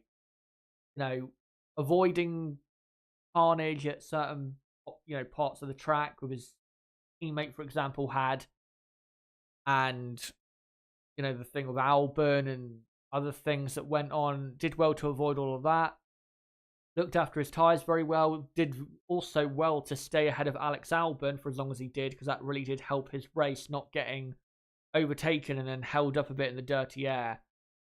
And then once he came in for a set of hard compound tyres, if the safety car didn't come out, he would have finished in the points anyway, because he was very quick and he was going to pass, Vettel, Raikkonen, Giovinazzi, and all those cars. The safety car only went on to help his result, not completely make his result today. Great move on Leclerc, very decisive, getting past him on the safety car restart. And yeah, great drive. I do feel sorry for Kvyat though, because again, like I said earlier, he was just completely chopped across on by Alex Albon. Poor driving from Albon, as I've said before. Can't really say what Daniel would have done today. He had the pace his teammate had in that first stint, but it's hard to say where he would have been exactly, but he probably would have been in the top 10 when you consider that Romain Grosjean, for example, finished in 9th place. So, yeah, it would have been a couple extra points, would have helped them in their battle against Ferrari and the constructors, but that's the way it was, I'm afraid, for him. But again, AlphaTauri outscoring Ferrari in the constructor battle. And I think, even if it's a couple points the next couple races they keep taking out of Ferrari, there's going to be a race before the end of the season where we're going to have some rain, or we're going to have quite a few retirements, and AlphaTauri, I'm going to tell you, they're going to benefit big time, and that could be the thing that allows them to overtake Ferrari. So hopefully for them, they can just keep, chipping away at Ferrari's lead over them, because I think they absolutely can finish as the highest placed Italian team in 2020, and that would be a great marketing thing for them to be the highest placed Italian team going into 2021. But now let's get on to the final 3 teams. Alfa Romeo, good points finish for Antonio Giovinazzi in P10. He really did drive well today.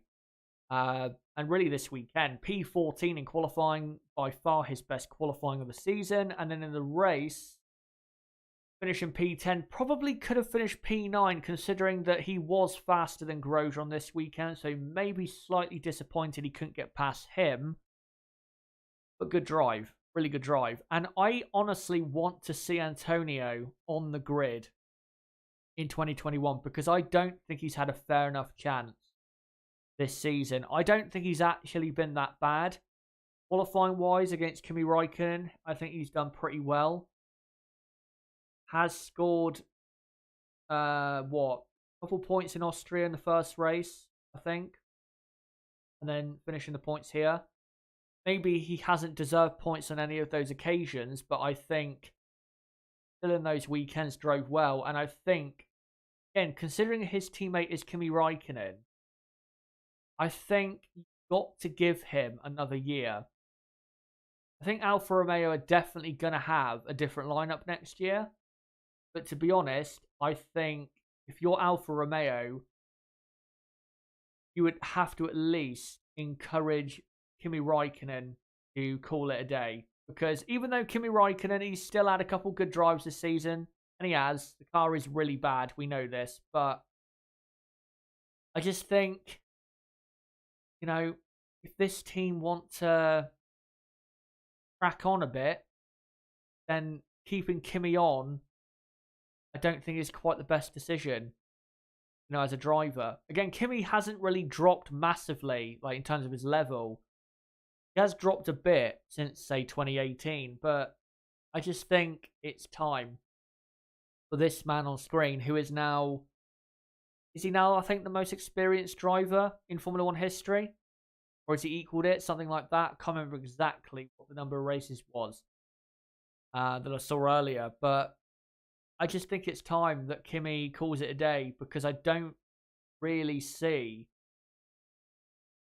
what there is left for him. I mean, he's called what he's doing at the moment just a hobby. I don't really see what he's getting out of it anymore in terms of it being a hobby. He turns up, he has some battles here and there, but he's not having any positive anything, really. So honestly, I think it's time. And it's sad because I love Kimi. He's one of my favourite drivers. And I think, honestly, if you look at his career, even though he has won one world championship, and I will remind you, he is Ferrari's last Drivers' World Champion. I won't let Ferrari forget that until their next one. Even though he had one world title, it could have been more. It could have been probably a couple more. 2003, he was leading at this track, the Nurburgring, and lost 10 points through a reliability issue. And I think that's what cost him that year. 2005, he had so many issues reliability-wise that he couldn't do anything about. And I think that year was the best driver on the grid. So, Kimi could have easily had 3 world championships to his name and quite a few more race wins. But that's the way it was. But I think when you look at Kimi's career, I don't think you could really ask for any more. He's one of, for me, the top 20, 25 drivers of all time. A legend of motorsport. I just think it's time that Kimi says goodbye. And I think if I was Alfa Romeo, going forward, I would have Mick Schumacher and Antonio Giovinazzi as my driver lineup. The reason I want Antonio in the car is because, again, the car is poor, but also I don't think you can measure how good he is based on just this season. Because if you look at the improvement he made halfway through 2019, really, if you compare him qualifying wise, for example, to Kimi Raikkonen, since then he's been better than Raikkonen speed wise over a single lap. Yes, he does have to work on the races and the consistency race pace wise, but I think he deserves another year. And I think if you give him another year and that car can be a bit closer to, say, AlphaTauri and be able to at least fight for points every race, maybe not score points every race, but fight for it, I think Antonio would prove that he's good enough to be a Formula One driver. I really want to see him given one more year. And if he's given one more year and the car has improved and he doesn't perform, then fine, get rid of him. But I think he deserves one more year at the team. Next up is Haas, Romain Grosjean, P9. Who, as I said earlier, who would have thought that? Romain Grosjean finishing in the points. I don't really know how he did it. He was at the back for the first few laps, and then slowly but surely worked his way through the field.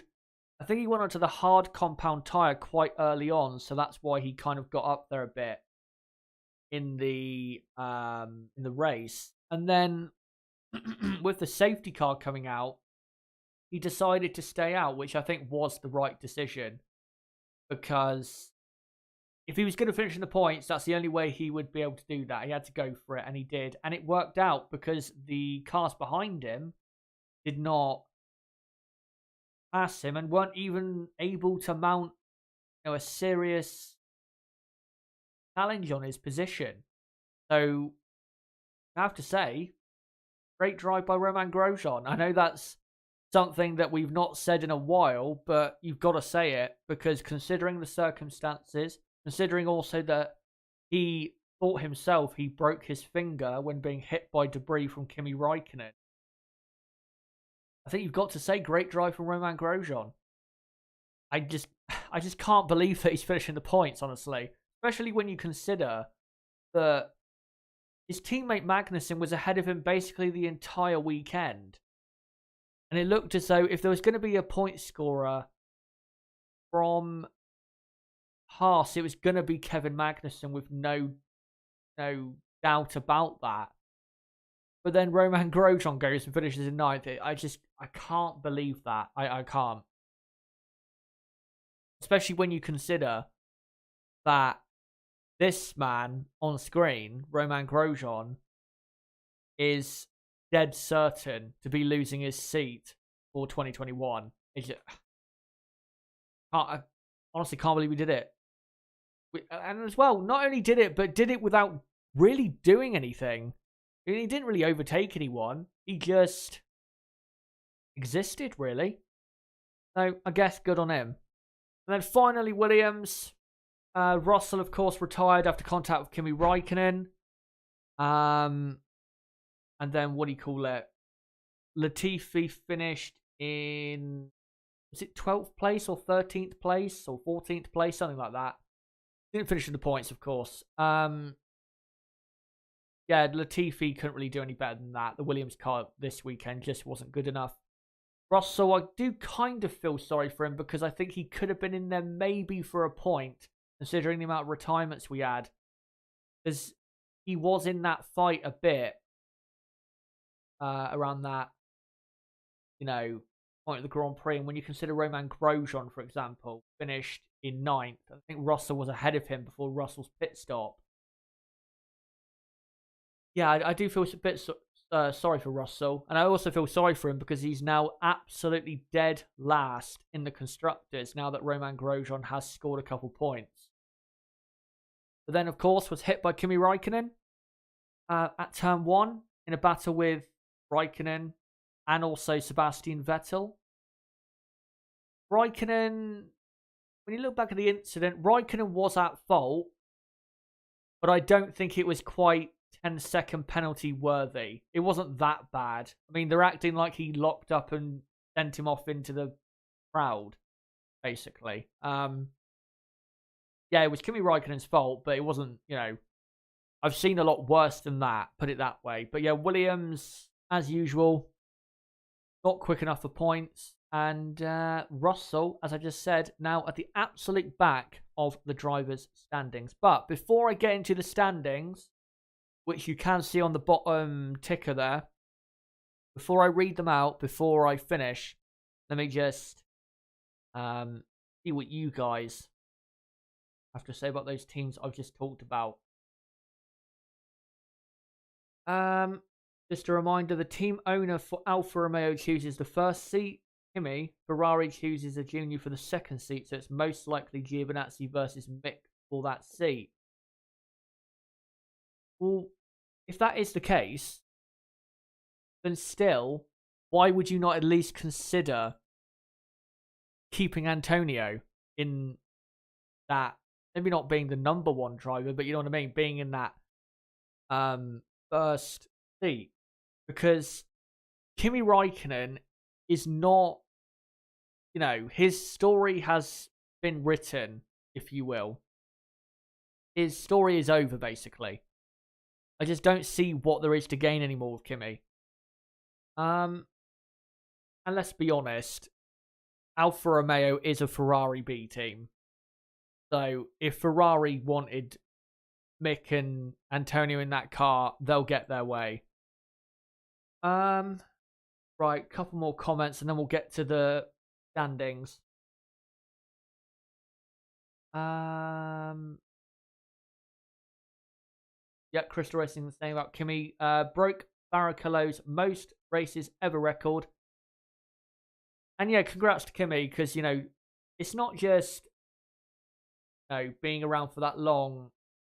Not just down to being selected by whoever team will have you. It's being good enough for that long to be in Formula 1. That's the impressive part. And it was impressive with Rubens Barrichello that he was able to get that far into his Formula 1 career and still be easily good enough. And Barrichello, to be honest, could have gone on for a couple more years at least. He was definitely still good enough in 2012 and 2013 to, be in the Williams car ahead of, Bruno Senna and Maldonado and drivers like that. So Barrichello was still good enough even when he finally left And I think that's the most impressive part about when a driver does this race record thing, is being still good enough that many races later. Because normally, drivers will fall off the edge of a cliff quite a few races before they even get close to the record.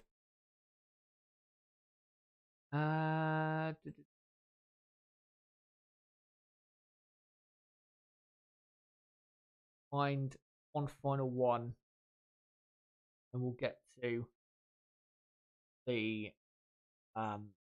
standing blade.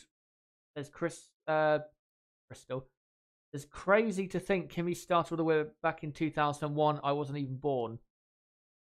I mean, when you go back and look at Kimi Räikkönen, even what he looked like back then, it looks like a completely different person, to be honest. It is incredible.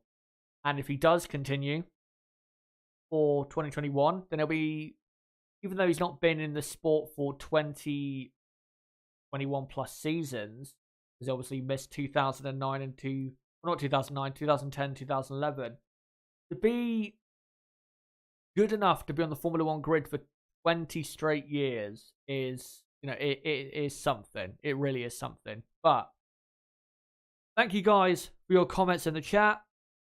But let me quickly, before we get to the very end of this stream, let me read to you guys the final standings for, well, not the final standings, but the standings after the Eifel Grand Prix at the Nurburgring. Once the ticker comes around to those standings, I'll read them out. As you can see, again, Hamilton equaling Michael Schumacher for most race wins in Formula One history. And I mentioned earlier with Ferrari, their worst Nurburgring result, 1999. And also, this is with Renault's podium today, Renault's first podium as a works team since the 2011 Malaysian Grand Prix, where Nick Heidfeld finished in 3rd place. Yes, almost 10 years. And then here you go. Here are the driver standings going into the next Grand Prix in a couple of weeks' time in Portugal. So Lewis Hamilton leading by 69 points. From Valtteri Bottas in 2nd. Max Verstappen only 14 points behind Bottas in 3rd. Ricciardo now up to 4th. Perez 5th. Then Norris down to 6th. Albon in P7. That is poor. 8th is Charles Leclerc. 9th is Lance Stroll, despite missing this weekend's Grand Prix. 10th, Pierre Gasly. 11th, Carlos Sainz. And then in 12th place, Esteban Ocon, who is now falling away from that Gasly, Sainz, Stroll, Leclerc, Albon, Norris pack. And then Sebastian Vettel, 13th, barely hanging on to that 13th. Ahead of Daniel Kvyat in 14th, Hulkenberg 15th, and then Antonio Giovinazzi goes up to 16th place in the standings, with Raikkonen 17th, Grosjean up to 18th from last, and then Magnussen 19th, Latifi 20th, and Russell 21st. And then the constructor standings, Mercedes, of course, are top by 180 points. They're going to be wrapping up that title very, very soon. Racing Point 3rd now ahead of McLaren. Only 4 points ahead, though. Going into the next race, McLaren 4th on 116, and then Renault 5th, 2 points behind on 114. Ferrari clearly behind those three in 6th place on 80 points. AlphaTauri on 67 points in P7. Alfa Romeo continue to extend their lead over the rest, behind them in 8th place on 5 points. Haas are 9th on 3, and then Williams still last in the constructors on 0 points. But guys, there you go. That is the 2020 Eifel Grand Prix. And thank you guys as well for coming along to this stream, this long-ass stream, another 2-hour stream, reacting to what happened today at the Nürburgring. And if you are new to the channel, then don't forget to subscribe, because I am slowly but surely going to be ramping up the content on this channel in the next, say, month or so, hopefully, if everything goes to plan. Now, before I go, I just want to update you guys as to what is the plan, I guess. So I'm hoping to upload some sort of review that is entertaining of what happened today or this weekend from the Eifel Grand Prix. Sometime in the next, 10 days or so. Something, that's, again, a review of what happened, but in a funny, exciting, piss-taking type of way, because I think you guys would definitely love that. So I'm gonna try and work on something like that, and then if I can upload something like that, then I'll let you guys know. If it absolutely is coming out, I'll let you guys know on Discord. By the way, don't forget to join that. Link below in the description. Or on my community tab on my channel page, you can go there, and also to subscribe if you want to. I'll let you guys know when it comes to that, and hopefully I can get that going. But the next live stream I'll be doing will be exactly 2 weeks from now, doing a race reaction for the Portuguese Grand Prix. Not an absolute guarantee I'm going to do it. When I say I'm going to do it, it's if everything goes to plan. Mentally I'm okay, and I'm not busy with anything else, and everything technically is working, then I'll do that. So that'll be the next live stream. And yeah, hopefully there will be a recorded video out, say within the next 10 or 11 days, something like that. And then after that, after the next Grand Prix at Portimao, then after that, content should start to ramp up. Not massively, but it will slowly. You'll notice once we get into November and then December, content will get more frequent. Again, not massively, but it will get more frequent. Hopefully you guys will come on to that if those videos and streams all do go to plan and actually come out. But again, thank you guys for coming along and giving me, your thoughts on the race and all of that stuff. And I guess until the next Grand Prix in Portugal, it's been me, Nazar HD. Goodbye.